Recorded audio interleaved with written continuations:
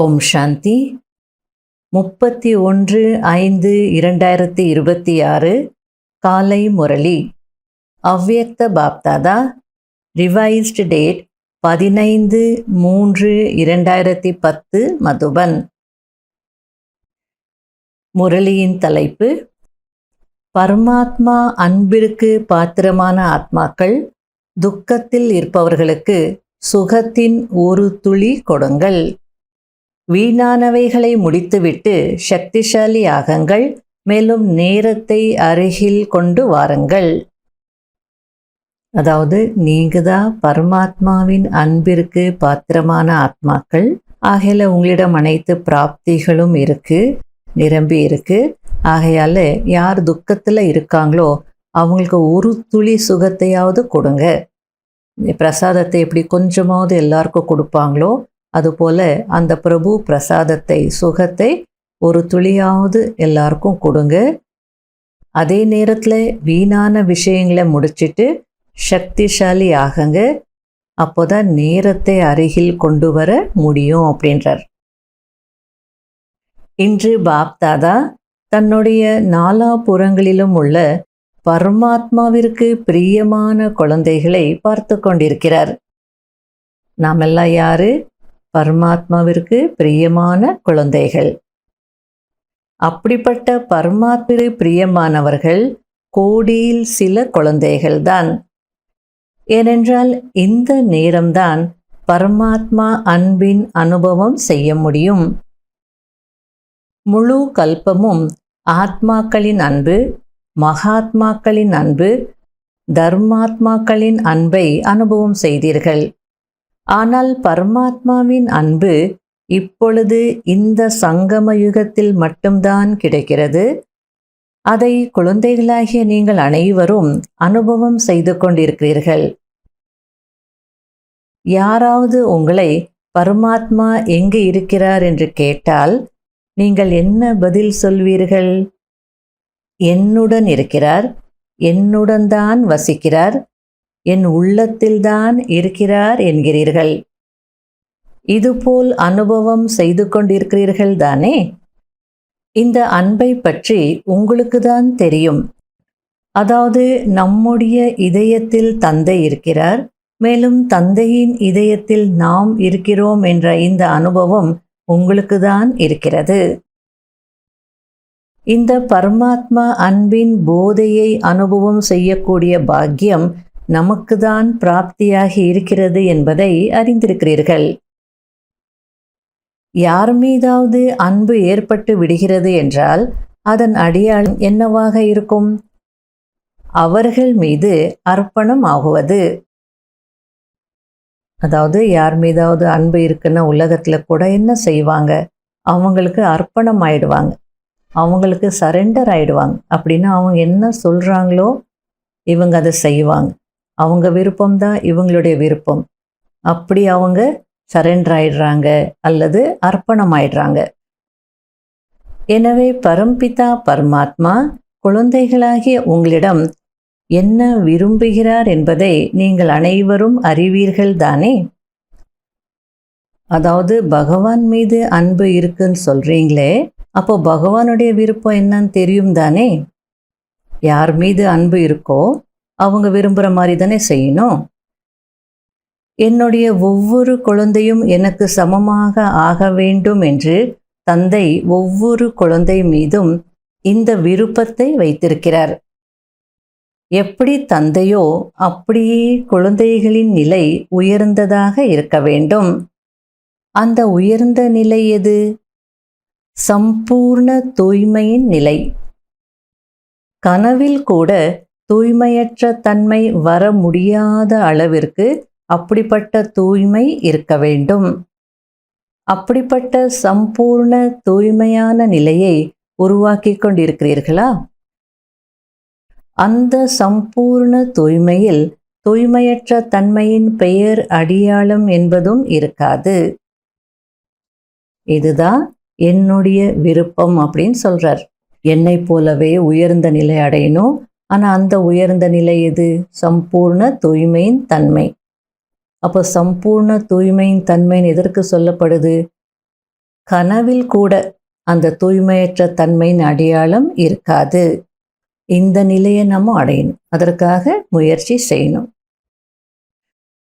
தற்சமயம் நேரம் நெருங்கிக் கொண்டிருக்கும் காரணத்தினால் பாப்தாதா இப்போது இந்த சைகை கொடுத்து கொண்டிருக்கிறார். அதாவது நேரத்தின் நெருக்கத்தின் அனுசாரம் வீண் எண்ணங்கள் கூட தூய்மையற்ற தன்மையின் அடையாளம் ஆகும். அதாவது வீண் எண்ணங்கள் அப்பவித்திரமானது இல்லை, தூய்மையற்றது இல்லை. ஆனால் நேரத்தின் நெருக்கத்தின் அனுசாரம் வீண் எண்ணங்கள் கூட தூய்மையற்ற தன்மையின் அடையாளம் அப்படின்னு புரிய வச்சுட்டு இருக்கிறார். அடுத்தது பாப்தாதா வீணெண்ணங்கள் வருவதற்கான காரணம் என்ன அப்படின்னு புரிய வச்சிட்டு இருக்கிறார். அபிமானம் இருந்தாலும் வீணெண்ணங்கள் வரும். நான் என்ற அகந்தை அது இருந்ததுன்னா வீணெண்ணங்கள் கண்டிப்பாக வரும். அதே நேரத்தில் அகங்காரம் இருக்கக்கூடியவங்கள யாராவது இன்சல்ட் பண்ணாங்க, அவமதிச்சாங்க அப்படின்னா அப்போவும் நிறைய வீணெண்ணங்கள் வரும். ஆகையில அபிமானமும் அவமானமும் தான் வீணெண்ணங்கள் வருவதற்கான காரணம் அப்படின்னு சொல்லிட்டு இருக்கிறார். எனவே முழு நாளில் இதை சோதனை செய்யுங்கள். அதாவது அபிமானம் இருந்தது அப்படின்னா அவங்களுக்கு நல்ல புத்தியினுடைய அபிமானம் இருக்கும், அல்லது நல்ல சேவை செய்கிறேன்ற அபிமானம் இருக்கும். யாராவது கரெக்ட் பண்ணாங்க, திருத்தினாங்க அப்படின்னா என்னை போய் இவங்க எப்படி சொல்லலாம் அப்படின்ற அந்த ஒரு ஃபீலிங், அந்த எண்ணங்கள் வந்துடும். அதற்கு காரணம் என்ன? நான் என்ற அகந்தை தான். அதே நேரத்தில் நீங்கள் ஒரு விஷயத்தை நல்லா செய்திருப்பீங்க, அதை யாரோ என்ன இது நீங்களா செய்தீங்க, என்ன இப்படி செய்திருக்கீங்க அப்படின்னு சொல்லிட்டா போதும், உடனே இன்சல்ட் ஃபீல் ஆகும், என்னை அவமதிக்கிறாங்க அப்படின்னு தோணும். உடனே நீங்கள் செய்தால் தெரியும், நீங்கள் செய்து காட்டுங்க பார்க்கலாம், நீங்கள் செய்தது தான் நாங்கள் பார்த்துருக்குறோமே, இப்படி தேவையில்லாத எண்ணங்கள் வந்துட்டு தான் இருக்கும். ஆகையில ஃபுல் டே இந்த செக்கிங் பண்ணிகிட்டே இருக்கணும். எனக்கு அபிமானம் இல்லை தானே, ஆத்ம உணர்வில் இருக்கிறேனா? ஆத்ம உணர்வில் இருந்தால் இந்த அபிமானமும் இருக்காது, அவமானமும் ஃபீல் ஆகாது. சொமானில் இருங்க. சைக்காலஜியில் சொல்லுவாங்க, முதல்ல கேட்ச் பண்ணுங்க, அவங்க என்ன சொல்ல வராங்கன்றது கேட்ச் பண்ணுங்க, அதுக்கப்புறம் செக் பண்ணிகிட்டே இருங்க, அப்போ தான் சேஞ்ச் ஆகிடுவீங்க. அதுபோல் பாபா சொல்கிறத நம்ம கேட்ச் பண்ணணும். அதுக்கப்புறம் நம்ம அப்படி இருக்கிறோமா, எப்படி இருக்கிறோம் அப்படின்ற செக்கிங் நடக்கணும். அப்போ தான் சேஞ்ச் ஆகிடுவோம், நமக்குள்ள ஒரு மாற்றம் வந்துடும். எனவே முழு நாளில் எந்த ஒரு அபிமானத்தின் எண்ணமும் அல்லது அவமானத்தின் எண்ணமும் தன் பக்கம் ஈர்க்கவில்லை தானே என்று சோதனை செய்யுங்கள். ஏனென்றால் போக போக ஒருவேளை பாபா கொடுத்திருக்கும் விசேஷ தன்மைகளை தன்னுடையது என்று புரிந்து கொண்டு அபிமானத்தில் வருதும் கூட வீண் எண்ணம் ஆகிவிடும்.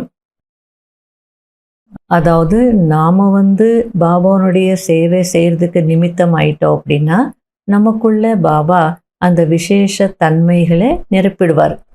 ஒரு விசேஷத்தன்மை கொஞ்சம் இருந்தாலே அதுக்கு சக்தி கொடுத்துட்டு அந்த விசேஷத்தன்மையின் மூலம் பாபாவுடைய காரியத்தை செய்ய வைப்பார்.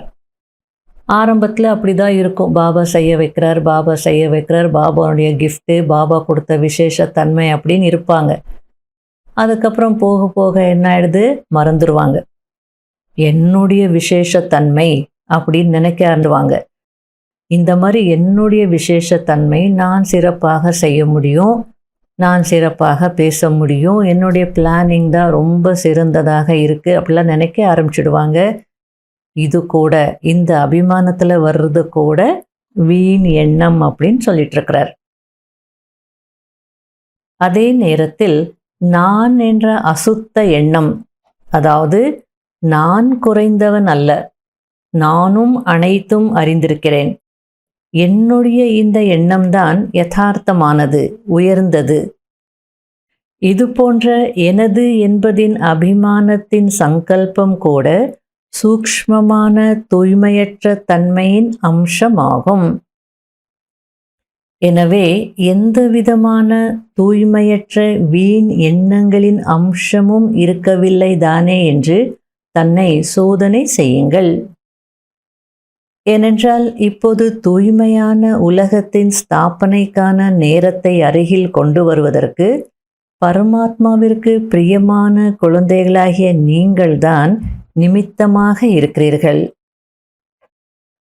ஆக யார் நிமித்த ஆத்மாக்களோ அவர்களுடைய அதிர்வலைகள் நாலாபுறமும் பரவுகிறது.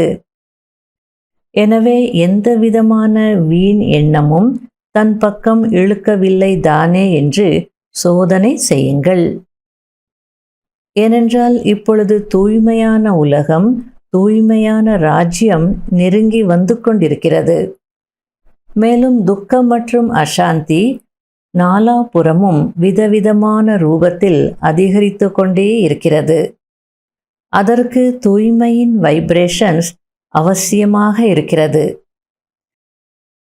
இந்த துக்கம் மற்றும் அசாந்த காரணம் தூய்மையற்ற தன்மைதான். எனவே தூய்மையற்ற ஆத்மாக்கள் பக்த ஆத்மாக்கள் என டபுள் சேவை செய்ய வேண்டும். வார்த்தைகளின் சேவையானது நாலாபுறமும் கோலாகலமாக நடந்து கொண்டிருப்பதை பாப்தாதா பார்த்தார். தன்னுடைய புகார்களை போக்கிக் கொண்டிருக்கிறீர்கள். ஆனால் இப்போது ஆத்மாக்களுக்கு எக்ஸ்ட்ரா சகாஷ் தேவை. அதாவது வார்த்தைகள் மூலமாக நல்ல சேவை செய்கிறீங்க, லெக்சர்ஸ் கொடுக்குறீங்க, பட விளக்கமெல்லாம் எக்ஸ்பிளைன் பண்ணி ஞானம் சொல்லி சொல்லி சொல்லி நம்ம மீது எந்த பழியும் வந்துடக்கூடாது.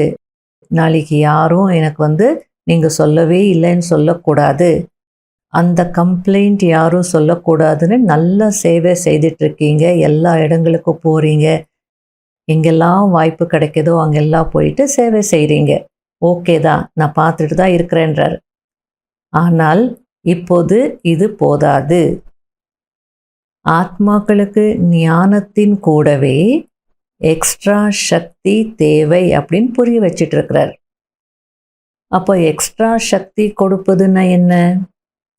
அது மனதின் மூலமாக சக்தி கொடுப்பது, தைரியம் கொடுப்பது, ஊக்கம் உற்சாகம் கொடுப்பது. அதனால இதுவும் இப்போ தேவையாயிருக்கு அப்படின்றார். வாய் மூலமாக ஞானம் சொல்றீங்க, மனதின் மூலமாக சக்தி கொடுக்கணும், தைரியம் கொடுக்கணும், ஊக்க உற்சாகத்தையும் கொடுக்கணும். ஆக இந்த இடத்தில் டபுள் சேவையின் அவசியம் இருக்கிறது. இதற்காக ஒவ்வொரு குழந்தையும் தன்னை நான் பூர்வஜ் ஆத்மா, அதாவது நான் மூதாதையன் என்று புரிந்து கொள்ளுங்கள் என்று பாப்தாதா கூறியிருக்கிறார். பூர்வீக ஆத்மா இந்த சிருஷ்டி மரத்தின் வேரில் இருக்கக்கூடிய மூதாதையன் அப்படின்னு நம்ம உணர்ந்துட்டோன்னா முழு மரத்திற்கும் நம்ம மூலமாக சக்தி போகும், தைரியம் போகும், ஊக்க உற்சாகம் போகும். அதே நேரத்தில் கவனமாகவும் இருக்கணும்.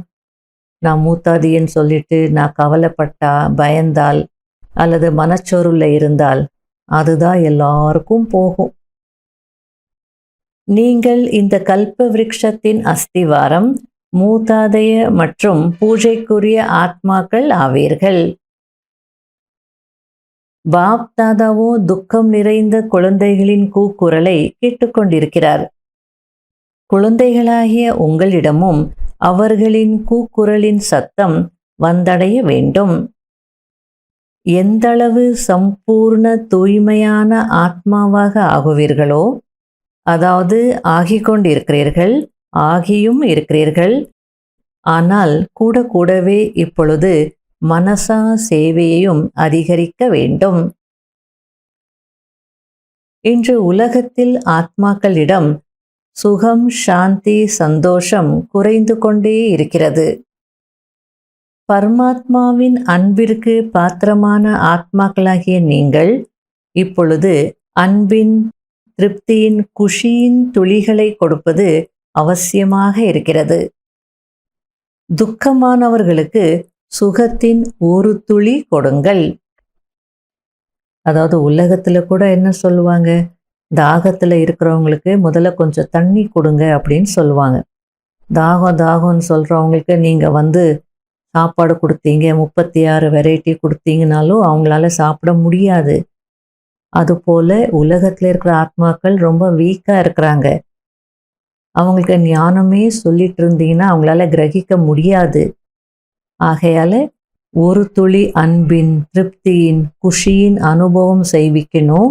இதுதான் இப்போதைக்கு தேவையாக இருக்குது அப்படின்றார். ஆகையில துக்கத்தில் இருக்கக்கூடியவர்களுக்கு சுகத்தின் ஒரு துளியாச்சும் கொடுங்க. ஒன்று மனதின் மூலம் சக்தி கொடுங்கள். இன்னொன்று தன்னுடைய முகம் மற்றும் நடத்தையின் மூலம் தந்தையை வெளிப்படுத்துங்கள். இப்பொழுது என்ன சேவை செய்து கொண்டிருக்கிறீர்களோ, மேலும் செய்திருக்கிறீர்களோ, அதாவது சேவையில் நாலாபுறமும் ஊக்கம், உற்சாகம் இருக்கிறது என்று பாப்தாதா மகிழ்ச்சி அடைகிறார். ஆனால் இப்போது ஒரு சேவை மீதம் இருக்கிறது. இப்பொழுது வரை பிரம்மா குமாரிகள் மனித ஆத்மாக்களை நன்றாக ஆக்குகிறார்கள். அசுத்த விவகாரங்கள் எதெல்லாம் இருக்கிறதோ அவற்றிலிருந்து விடுவிக்கிறார்கள். இளைஞர்களுக்காக அரசாங்கம் எதை சொல்ல விரும்புகிறதோ அந்த சேவையை மிக நன்றாக செய்கிறார்கள் என்று இது போன்ற சப்தம் ஏற்பட்டிருக்கிறது.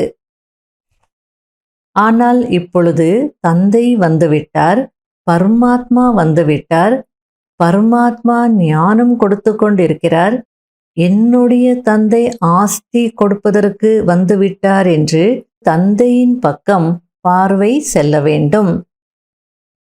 இதுபோல் பார்வை செல்வதினால் அவர்களையும் பரமாத்மாவின் அன்பு, பரமாத்மாவின் கவர்ச்சி இருக்கும். நன்றாக இருக்கிறது, நன்றாக இருக்கிறது என்று சொல்வதெல்லாம் முடிந்து பரமாத்மா தந்தையின் வெளிப்பாடு கவர்ந்திழுத்து நல்லவர்களாக ஆக்கும். அதாவது இதுவரையிலும் நீங்கள் நல்லா சேவை செய்திருக்கிறீங்க, செய்துட்டு இருக்கிறீங்க. பிரம்ம குமாரிகள் நல்ல சேவை செய்கிறாங்க அப்படின்னு வந்து ஃபேமஸ் ஆயிட்டீங்க. இவங்க நல்லா சொல்கிறாங்க, நல்ல விஷயங்கள் சொல்கிறாங்க, அசுத்த விவகாரங்களிலிருந்து விடுபடுத்துகிறாங்க. இது எல்லாருக்கும் தெரிஞ்சிடுது. ஆனால் இப்போ தெரிய வேண்டிய விஷயம் என்ன? தந்தை வந்துட்டார், பரமாத்மா வந்துட்டார், என்னுடைய தந்தை ஆஸ்தி கொடுப்பதற்கு வந்துவிட்டார் என்ற விஷயத்தின் மீது அவங்களுடைய கவனம் போகணும். அப்போ அவங்களும் பரமாத்மாவுடைய கவர்ச்சியில் வந்து நல்லவங்களாக மாறிடுவாங்க. இப்போ நல்லா இருக்கு, நல்லா இருக்குன்னு மட்டும் சொல்கிறாங்க, நல்லவங்களாக மாறலை.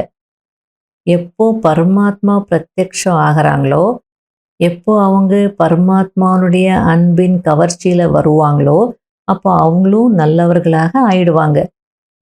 இப்போ இந்த சேவை தான் நீங்கள் செய்யணும் அப்படின்னு சொல்லிட்டு இருக்கிறார்.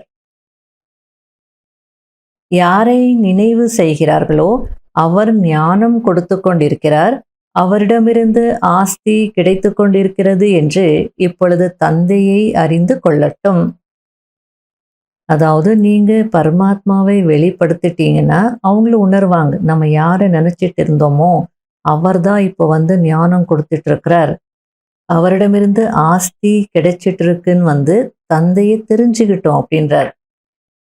எனவே இப்பொழுது மனசா சேவையின் மூலம் தந்தையின் அருகில் கொண்டு வாருங்கள். உங்களுடைய முகம் மற்றும் நடத்தை மூலமாக, உங்களுடைய கண்கள் மூலமாக தந்தை வெளிப்பட வேண்டும். ஆக இப்பொழுது தங்களுக்குள் அதற்கான திட்டத்தை தீட்டுங்கள். பாப்தாதா அந்தந்த நேரத்திற்கேற்ப கொடுத்திருந்த திட்டங்களை குழந்தைகள் மிகவும் விதிபூர்வமாக ஊக்க உற்சாகத்தோடு செய்து கொண்டிருப்பதை பார்த்தார். இதற்கு பாப்தாதா அனைத்து குழந்தைகளுக்கும் பல கோடி மடங்கு வாழ்த்துக்களை கொடுத்து கொண்டிருக்கிறார். இப்போது பகவான் ஆஸ்தி கொடுத்து கொண்டிருக்கிறார். இப்போது ஆஸ்தி அடையவில்லை என்றால் எப்போது அடைவீர்கள் என்பதை சேர்க்க வேண்டும். அதாவது சேவைக்கான திட்டங்கள் போடும்போது இந்த விஷயத்தையும் டச் பண்ணணும். பகவான் வந்துட்டாரு, ஆஸ்தி கொடுத்துட்டு இருக்கிறாரு, இப்போ அடையலைன்னா எப்போ அடைவீங்க, அந்த மாதிரியான டாபிக் ஏதாவது ஒன்று வரணும் அந்த ப்ரோக்ராமில் அப்படின்றார். தந்தைக்கு துக்கம் அசாந்தியின் வாயுமண்டலத்தை பார்த்து குழந்தைகள் மீது இரக்கம் வருகிறது. மேலும் இவை அனைத்தும் அதி உச்சத்திற்கு செல்லும் என்பது தந்தை மற்றும் குழந்தைகளுக்கு தெரிந்ததுதான். அதி ஆகாமல் அந்தம் ஏற்படாது. அதாவது எந்த ஒரு விஷயமும் அதிகமாகி அதுக்கப்புறம் குறையும், முடிஞ்சிடும். அதனால துக்கமும் அசாந்தி அதி உச்சத்து போகுது, அதி ஆகாமல் ஒரு முடிவு ஏற்படாது அப்படின்னு சொல்லிட்டு இருக்கிறார். ஒரு நோய் எடுத்துக்கோங்க, அதிகமாகும், அதுக்கப்புறம் குறையும். ஒரு பல்பு எடுத்துக்கோங்க, பிரகாசமாக எரியும் லாஸ்ட்ல, அதுக்கப்புறம் பர்ன் ஆயிடும். ஆகையால் இப்படிப்பட்ட சமயத்தில் ஆத்மாக்களுக்கு அனுபவம் செய்வீங்கள். பகவான் ஆஸ்தி கொடுத்து கொண்டிருக்கிறார் என்று சொல்வது மட்டுமின்றி அனுபவம் செய்வீங்கள். நீங்கள் அனைவரும் தந்தையின் வெளிப்படுதல் எப்பொழுது மற்றும் எப்படி ஏற்படும் என்று கேட்கிறீர்கள் அல்லவா? பிரம்ம குமாரிகள் என்பது வரை வந்து சேர்ந்திருக்கிறார்கள். ஆனால் பிரம்மா குமாரிகளுக்கு கற்பிப்பவர் யார் என்பதை புரிந்து கொள்ள வேண்டும். அதாவது சில நேரத்தில் பாபாவோட சிட்சாட் பண்ணும்போது, பாபா நீங்கள் எப்பொழுதுதான் வெளிப்படுவீங்க, எப்போ வெளிப்படுவீங்க அப்படின்னு நீங்கள் கேட்குறீங்க. அதுக்கு பாபா சொல்லிட்டு இருக்கிறார், நான் எப்போ வெளிப்படுவேன், நீங்கள் அனுபவம் செய்விக்கணும். பிரம்ம குமாரிகள் யார் அப்படின்றது தெரிஞ்சுக்கிட்டாங்க, அதுவரை வந்து சேர்ந்திருக்கிறாங்க. இப்போ பிரம்ம குமாரிகளுக்கு கற்பிப்பவர் யாரு, பிரம்ம குமாரர்கள் மற்றும் பிரம்மா குமாரிகளின் வள்ளல் யாரு, இது அவங்க தெரிஞ்சுக்கணும். அப்போ பிரத்யட்சம் ஏற்படும் அப்படின்றார். எல்லாரும் என்ன பார்ப்பாங்க, உலகத்துக்கு நான் வெளிப்படுவேன்றார். இப்பொழுது நேரத்தை அருகில் கொண்டு வர வேண்டும், முடிக்க வேண்டும். முடிவை அருகில் கொண்டு வருபவர் யார்? ஒவ்வொரு குழந்தையும் நாம் தான் நிமித்தம் என்று புரிந்திருக்கிறீர்கள் அல்லவா? தந்தையோ தன்னோடு குழந்தைகளுக்கும் இந்த பொறுப்பை கொடுத்திருக்கிறார். குழந்தைகள் தந்தையை வெளிப்படுத்த வேண்டும். Son shows father. யாராவது தந்தையை அறிந்து கொள்கிறார்கள் என்றால் பாருங்கள், நீங்கள் அனைவரும் தந்தையை அறிந்து கொண்டு என்ன செய்தீர்கள்? அறிமுகம் பெற்றீர்கள், அறிந்து கொண்டீர்கள், குழந்தையாகி ஆஸ்திக்கு அதிகாரி ஆகிவிட்டீர்கள். இப்போது ஆஸ்தி அடையக்கூடிய ஆத்மாக்களின் வரிசை உருவாக வேண்டும். அதாவது ஆஸ்தி அடையக்கூடியவர்களின் கியூ உருவாகணும் அப்படின்னு சொல்லிட்டு இருக்கிறார். எல்லாரும் வந்து கியூல நிற்கணும், அந்த நேரம்தான் இது. ஆனால் வரிசை உருவாகுவது நின்றிருக்கிறது. ஏன்? ஏனென்றால் ஒரு சில குழந்தைகள் இப்போது வரை வீண் எண்ணங்களின் வரிசையில் நின்று கொண்டிருக்கிறார்கள். இதுவரையிலும் ஏன், என்ன, எப்படி என்று இவற்றை முடிப்பதற்கு நேரம் கொடுக்கிறார்கள். ஆகையால் வீணான விஷயங்கள் முடிவடையவில்லை. இந்த வீணான விஷயங்கள் சக்திசாலியாக ஆகுவதில் தடையை ஏற்படுத்துகிறது. இன்று பாப்தாதா வீண் எண்ணங்களை முடித்து வைப்பதற்காக நாலாபுறங்களிலும் உள்ள அனைத்து குழந்தைகளுக்கும் இப்பொழுதிலிருந்தே வீணானவைகளை முடித்துவிட்டு சதா சக்திசாலியாகி சக்திசாலியாக ஆக்குங்கள் என்று தைரியம் கொடுத்து கொண்டிருக்கிறார். வெறும் செய்தி கொடுப்பது மட்டுமல்ல, சக்திசாலியாக ஆகுங்கள், சக்திசாலி ஆக்குங்கள். வீண் எண்ணங்கள் தனக்கு நஷ்டத்தை விளைவிக்கிறது, நேரத்தை கெடுக்கிறது, முகத்தில் சதா குஷி அதிருஷ்டத்தின் அனுபவத்தை குறைத்து விடுகிறது என்பதை புரிந்திருக்கிறீர்கள். எனவே இப்போது முடிவிற்கான நேரத்தை அருகில் கொண்டு வர வேண்டும். யாருக்காக? உங்களுக்காகத்தான். யாருக்காகவோ செய்கிறீங்கன்னு நினைக்காதீங்க, உங்களுக்காக தான் நீங்கள் செய்ய வேண்டி இருக்கு அப்படின்னு சொல்கிறார். இப்பொழுது முடிவுக்கான நேரத்தை அருகில் கொண்டு வர வேண்டும். அதற்காக வீண் எண்ணங்களை முடித்தே ஆக வேண்டும். செய்ய வேண்டும் அல்ல, செய்தே ஆக வேண்டும். கனவில் கூட வரக்கூடாது. எண்ணத்தை விடுங்கள், ஆனால் கனவில் கூட வரக்கூடாது. இதுபோல் தன்னை தைரியமான குழந்தைகள் என்று நினைப்பவர்கள் கையை உயர்த்துங்கள். அதாவது நினைவில் வரும்போது நமக்கு தெரியுது, ஓ வீண் எண்ணங்கள் ஓடிட்டு இருக்கு அப்படின்னு. அப்போ அதை மாற்றுறதுக்கு நிறைய யுக்திகள் இருக்கு, வழி இருக்கு. அட்லீஸ்ட் நம்ம இது வீண் எண்ணங்கள் அப்படின்றது ரியலைஸ் பண்ண முடியும். பட் கனவுன்றது அவுட் ஆஃப் கண்ட்ரோல், நமக்கு இது எதுவுமே தெரியாது. ஆகையால எவ்வளோ அந்த வேஸ்ட்டை முடிக்கணும்னா கனவுல கூட வீண் எண்ணங்கள் வரக்கூடாது. மனதின் கையை உயர்த்தி கொண்டிருக்கிறீர்கள் தானே? ஷரீரத்தின் கையை உயர்த்துவது மிகவும் சகஜம்.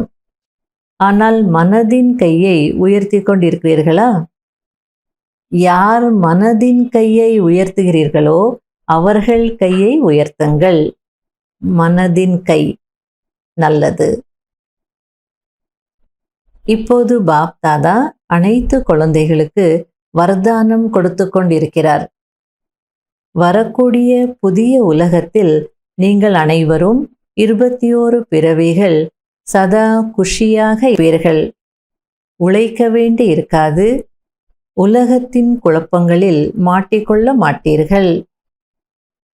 வாழ்க்கைக்கு என்னென்ன தேவையோ உடல், மனம், செல்வம் என அனைத்தும் கிடைத்துவிடும். உடல் ஆரோக்கியம், மன மகிழ்ச்சி, அளவற்ற செல்வம் இவை உங்களுக்கு 21 பிறவிகளுக்கு கேரண்டி என்று இன்று பாப் தாதா வரதானம் கொடுத்து கொண்டிருக்கிறார்.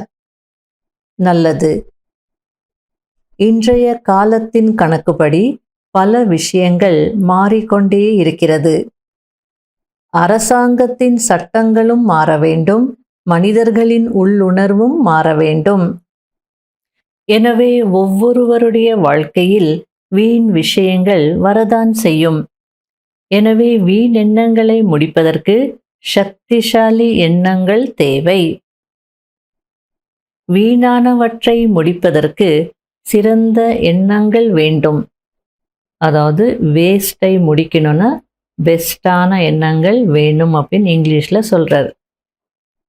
எனவே தினந்தோறும் முரளியில் வரதானம் ஸ்லோகன் என்ன வருகிறதோ அதை கேளுங்கள். அந்த வரதானம்தான் உயர்ந்த எண்ணங்கள் ஆகும். எப்போது வீணெண்ணங்கள் வருகிறதோ அப்போது மனதிற்கு உயர்ந்த எண்ணங்கள் தேவைப்படும்.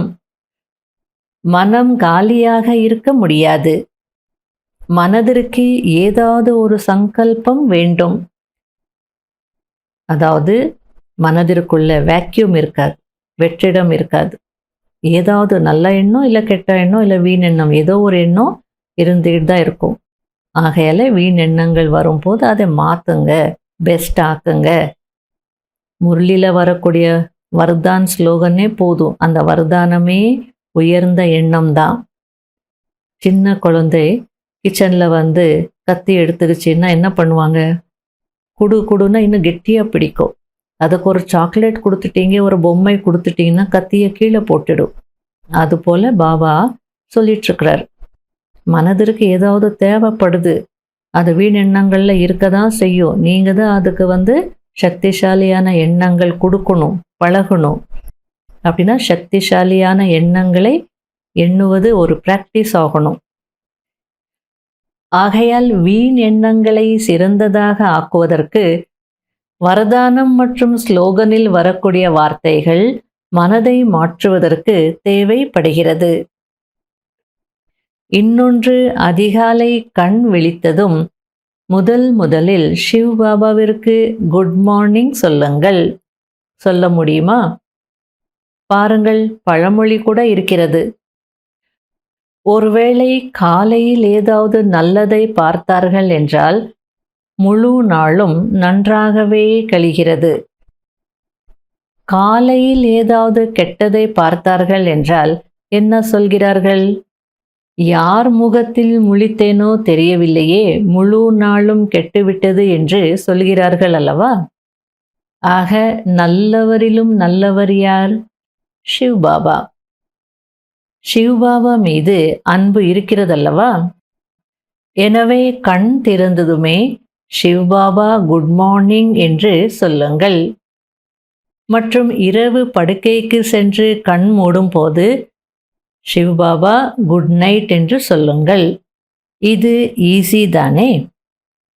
அப்போது முழு நாளும் உங்களுக்கு நன்றாகவே இருக்கும். சுப எண்ணங்கள் எழுப்பினீர்கள் அல்லவா? வரதானம் கேட்டீர்கள், அவ்வாறே செய்ய வேண்டும். உங்கள் மீது பாப் தாதாவிற்கு அன்பு இருக்கிறது. எனவே இதை செய்தால் நீங்கள் முன்னேறிக் கொண்டே செல்வீர்கள். உங்களுடைய இந்த வாழ்க்கையை குஷியாக அனுபவம் செய்வீர்கள். ஒருபோதும் துக்கத்தின் அலை வராது. இதை ஏற்றுக்கொள்கிறீர்களா? சகஜயோகி ஆகுங்கள், அவ்வளவுதான். நான் ஆத்மா, சிவ்பாபாவின் குழந்தை, அவ்வளவுதான். இப்படிப்பட்டவர்கள்தான் சகஜ யோகிகள். போகும்போதும் வரும்போதும் நான் ஆத்மா, சிவ்பாபாவின் குழந்தை என்று நினைவு செய்யுங்கள். இப்படி நினைக்க முடியும் தானே? மிகவும் நல்லது. நீங்கள் அனைவரும் வாரிசாக இருக்கிறீர்கள், மேலும் வாரிஸ் ஆகக்கூடியவர்களாகவும் இருக்கிறீர்கள். யார் தன்னை பாப்தாதாவின் பக்கா வாரிசு என்று புரிந்து கொள்கிறீர்களோ அவர்கள் கை உயர்த்துங்கள். வாரிசு தானே? விஐபிஸ் கூட கையை உயர்த்தி கொண்டிருக்கிறார்கள்.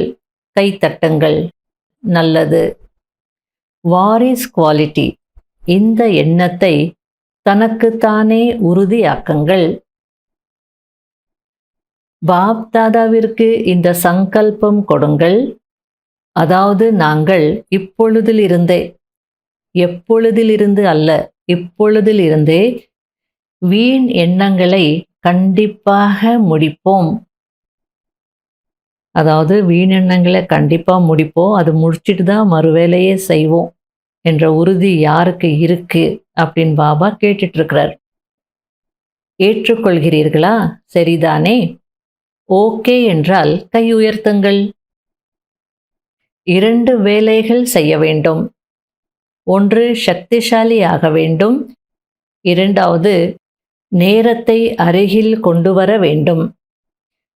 ஏனென்றால் பாப் தாதாவிற்கு கூக்குரல் மற்றும் துக்கத்தின் பெருமூச்சு அதிகமாக கேட்கிறது. உங்களுக்கு ஏன் கேட்கவில்லை என்று தெரியவில்லை. பாப் தாதா எப்பொழுது இதை கேட்கிறாரோ அப்பொழுது குழந்தைகள் யார் தன்னை வாரிசு என்று நினைக்கிறார்களோ, ஆஸ்தி அடையக்கூடியவர்கள் என்று நினைக்கிறார்களோ, அதாவது ஆஸ்தி அடையக்கூடியவர்கள் என்றால் மற்றவர்களுக்கும் ஆஸ்தி அடைய செய்வதற்கான இரக்கம் வர வேண்டும் அல்லவா? அதாவது ஒரு ஃபேமிலியை பற்றி சொல்லிட்டு இருக்கிறார். ஒரு ஃபேமிலியில் 4-5 பேர் இருக்காங்க, குழந்தைகள். யாரோ ஒருத்தருக்கு மட்டும் ஏதோ ஆஸ்தி கிடைக்கிது அப்படின்னா அவங்க என்ன நினைப்பாங்க? என் கூட இருக்கிறவங்களுக்கும் இது கிடைச்சா நல்லா இருக்கும் அப்படின்னு நினைப்பாங்க இல்லையா? அதுபோல் உலகத்தில் இருக்கிறவங்களுடைய அந்த கூக்குரல் கேட்கும்போது பாப் தாதாவுக்கு என்ன தோணுது அப்படின்னா, இவங்கெல்லாம் என்னுடைய வாரிஸ் குழந்தைகள், ஆஸ்தி அடையக்கூடியவர்கள். அப்போது வாரிஸ் குழந்தைகளாகிய உங்களுக்கும் இரக்கம் வரணும் இல்லையா? ஏன்னா நீங்கள் ஆஸ்தி அடைகிறீங்கன்னா உலகத்தில் மற்ற சகோதர சகோதரிகள் இருக்காங்களே, அவங்களுக்கும் ஆஸ்தி கிடைக்கணும், அடைய வைக்கணும் அப்படின்னு தோணலையா அப்படின்னு கேட்குறார். ஏன் இரக்கம் வரவில்லை? வைராகியம், எல்லையற்ற வைராகியம், இரக்கம் வர வேண்டும். ஆகையால் சின்ன சின்ன விஷயங்களில் ஏன், என்ன என்ற வரிசைகளுக்கு நேரத்தை கொடுக்க கூடாது. இப்பொழுது உங்களுடைய எண்ணத்தை உறுதியாக ஆக்குங்கள். மேலும் திடத்தன்மை என்ற சாவி போடுங்கள். கர்மயோகி ஆகுங்கள். கர்மயோகி வாழ்க்கை வாழக்கூடியவர்கள். வாழ்க்கை என்பது சதா காலத்திற்கானது, அவ்வப்போதிற்கானதல்ல. ஆக இப்பொழுது தன்னுடைய கருணை காட்டக்கூடிய, தயை காட்டக்கூடிய, துக்கத்தை நீக்கி சுகம் கொடுக்கக்கூடிய ஸ்வரூபத்தை வெளிப்படுத்துங்கள். பாப்தாதா திடீரென்றுதான் நடக்கும் என்பதை நீண்ட காலமாக கூறி வருகிறார். ஆகையால் திடீரென்று நடப்பதற்கு முன்பாகவே பக்தர்களின் கூக்குரலை நிறைவேற்றுங்கள். துக்கமானவர்களின் துக்கத்தின் குரலை கேளுங்கள். இப்போது ஒவ்வொரு சிறியவர் பெரியவர் என அனைவரும் உலக மாற்றம் செய்பவர்கள். உலகத்தின் துக்கத்தை மாற்றி சுகமான உலகத்தை கொண்டு வருவதற்கு பொறுப்பாளர்கள் என்று புரிந்து கொள்ளுங்கள். பாப்தாதாவும் கூட வருவதும் போவதும் எதுவரை, அதாவது நான் இன்னும் எதுவரை வந்துட்டு போயிட்டு இருப்பேன் அப்படின்னு கேட்கிறார். எனவே அனைத்தும் திடீரென்றுதான் நடக்கும். ஆக இப்பொழுது வாரிஸ் குவாலிட்டி ஆகிய நீங்கள் ஆஸ்தி அடைய செய்யுங்கள். அதாவது நீங்க வாரிஸ் குவாலிட்டி ஆயிட்டீங்க, ஆஸ்தி அடைஞ்சிட்டீங்க, மற்றவங்களுக்கும் கொடுக்க வையுங்க அப்படின்றார். இரக்க மனமுடையவர் ஆகுவதற்கான பாகத்தை நடியுங்கள். இது எதுவரை நடக்கும் என்று யோசிக்காதீர்கள். திடீரென்று நடக்கும். ஆகையால் வீணானவற்றை முடித்தே ஆக வேண்டும். முடிக்க வேண்டும் என்றல்ல, முடித்தே ஆக வேண்டும். பாப்தாதா ரிசல்ட்டை பார்த்தார். அனைவரின் கர்ம கணக்குகளை சோதனை செய்தார். முயற்சியின் வேகத்தை சோதனை செய்தார். பொக்கிஷங்களின் சேமிப்பு கணக்கை சோதனை செய்தார். ஆக ரிசல்ட்டில் என்ன பார்த்தார்? சேமிப்பு செய்வதற்கான முயற்சியை மிக நன்றாக செய்திருக்கிறீர்கள். இவ்வளவு சேமித்திருக்கிறேன் என்று நினைக்கிறீர்கள். சேமிப்பும் ஆகிறது. ஆனால் சதவிகிதம் இருக்கிறது. கொஞ்சம்தான் சேமிப்பாகிறது. சதா காலத்திற்கும் சேமிப்பாகுவதில்லை. அதாவது அந்த சேமிப்பு கணக்கினுடைய ரிசல்ட்டை பாபா சொல்லிட்டு இருக்கிறார். நல்லதா சேமிக்கிறீங்க. நீங்க நினைக்கிறீங்க நிறைய சேமிச்சிடு, முயற்சி என்னவோ செய்றீங்க. ஆனால் நீங்க எவ்வளோ சேமிப்பாயிருக்குன்னு நினைக்கிறீங்களோ அவ்வளவு ஆகலை அப்படின்றது புரிஞ்சுக்கோங்க. சேமிப்பாயிருக்கு, ஆனால் கொஞ்சம்தான் சேமிப்பாயிருக்கு. 21 ஜென்மங்களுக்கு என்ன சேமிப்பாகணுமோ அவ்வளவு ஆகலை அப்படின்றார். ஆகையால் பாப்தாதா இப்பொழுது ஒவ்வொரு விஷயத்தின் மீதும் திட சங்கல்பம் செய்ய வைக்கிறார். கோபத்தின் மீது செய்ய வைத்தார். அதாவது மனதளவில் கூட யாரை பற்றியும் குழப்பம் அடையக்கூடாது. அதாவது யார் என்ன செய்தாலும் மனதளவில் கூட நீங்கள் டிஸ்டர்ப் ஆகக்கூடாது அப்படின்னு போன வாரம் முரளியில், அதுக்கு முந்தின வாரம் முரளியில் எல்லாம் உறுதி எடுத்துக்கோங்க அப்படின்னு அந்த திட சங்கல்பம் நான் செய்ய வச்சேன் அப்படின்றார். அதாவது ஏன் என்ன என்பது வரக்கூடாது. யார் என்ன செய்தாலும் நம்முடைய மனதிற்குள்ள இவங்க ஏன் இப்படி செய்கிறாங்க, என்ன இப்படி நடந்துடுச்சு அப்படின்ற அந்த எண்ணங்கள் வரக்கூடாது. அதாவது ஏன் என்ன என்பது வரக்கூடாது என்று செய்ய வைத்தார். ஆனால் சில குழந்தைகள் வாயினால் பேசுவதில் நன்றாக கண்ட்ரோல் செய்தார்கள். ஆனால் மனதில் கொஞ்சம் கொஞ்சம் எண்ணங்கள் ஓடுகிறது. நீக்குவதற்கான முயற்சியை செய்து கொண்டிருக்கிறார்கள். அதாவது சும்மா இல்லை, ஏதோ முயற்சி செய்துட்டு இருக்கிறாங்க, அதுவும் நல்லது தானே. அட்லீஸ்ட் இது போல எனக்கு எண்ணங்கள் ஓடுதுனாவது புரிஞ்சுக்கிற அளவுக்கு இருக்கே அப்படின்னு பாபா சந்தோஷப்படுறார். இருந்தாலும் அந்த விஷயத்தில் கவனம் சென்றது என்று பாப்தாதா மகிழ்ச்சி அடைகிறார். அதாவது பாப்தாதாவுக்கு ரிசல்ட்டில் எழுதியிருந்தாங்க, பாபா நீங்கள் சொன்னீங்க கோவப்படக்கூடாது, மனதிலும் டிஸ்டர்ப் ஆகக்கூடாதுன்னு சொல்லி. நாங்கள் பேசுகிறதுல கவனமாக இருந்துட்டோம், வார்த்தைகளில் நல்லா கண்ட்ரோல் பண்ணிட்டோம். ஆனால் மைண்டில் அப்படி பண்ண முடியல பாபா, கொஞ்சம் கொஞ்சம் எண்ணங்கள் ஓடிட்டு தான் இருந்தது அப்படின்னு குழந்தைகள் பாபாவுக்கு எழுதியிருந்தாங்க. அதுக்கு பாபா சொல்கிறார், பரவாயில்லை, நீக்கிறதுக்கு முயற்சி செய்துட்டு தானே இருக்கிறீங்க, உங்களுக்கு அந்த பக்கம் கவனம் போயிருக்கு, இது நல்லது தானே, ஆகையில நான் மகிழ்ச்சி அடைகிறேன் அப்படின்றார். இதனால் எனக்கு தான் நஷ்டம் என்பதை புரிந்து கொண்டார்கள். புரிந்ததா? நல்லது. இப்பொழுது நாலாபுறமும் உள்ள பரமாத்மாவின் அன்பான குழந்தைகள் யார் சதா பாபாவின் அன்பில் பறந்து கொண்டிருக்கிறார்களோ, தீவிர முயற்சியாளர்களோ, மேலும் சேவையில் தடையற்ற உண்மையான சேவாதாரிகளாக இருக்கிறார்களோ, அப்படிப்பட்ட நாலாபுறமும் இருக்கின்ற குழந்தைகளை பாப் தாதாவும் பார்த்து கொண்டிருக்கிறார். கூடவே தூரத்தில் இருப்பவர்களையும் பார்த்து கொண்டிருக்கிறார். மேலும் இங்கு சாந்திவனத்தில் கூட ஆங்கங்கே திரையில் யார் பார்த்து கொண்டிருக்கிறார்களோ, கேட்டுக்கொண்டிருக்கிறார்களோ, அந்த அனைத்து குழந்தைகளுக்கும் பாப் தாதா சதா காலத்திற்கு குஷியாக இருங்கள், மேலும் குஷியை பகிர்ந்து அளியுங்கள் என்று இந்த வரதானம் கொடுத்து கொண்டிருக்கிறார். மகிழ்ச்சியான முகம் இருக்க வேண்டும். யார் உங்கள் முகத்தை பார்த்தாலும் குஷி அடைந்துவிட வேண்டும். எப்படிப்பட்டவராக இருந்தாலும் உங்களுடைய முகத்தின் மகிழ்ச்சியை பார்த்து தானும் மகிழ்ச்சி அடைய வேண்டும். இந்த வரதானம் நாலாபுறமும் உள்ள குழந்தைகள் மற்றும் யார் முன்னால் அமர்ந்திருக்கிறார்களோ அவர்கள் அனைவருக்குமான ஒரு வரதானம் ஆகும். ஒருபோதும் முகம் வாடி போக கூடாது. ஒருவேளை நீங்கள் வாடிவிட்டால் உலகத்தின் நிலை என்னவாகும்? நீங்கள் சதா மகிழ்ச்சியான முகமுடையவர்களாக மற்றும் மகிழ்ச்சியான நடத்தையுடையவர்களாக இருக்க வேண்டும். மேலும் பிறரையும் இருக்க வைக்க வேண்டும்.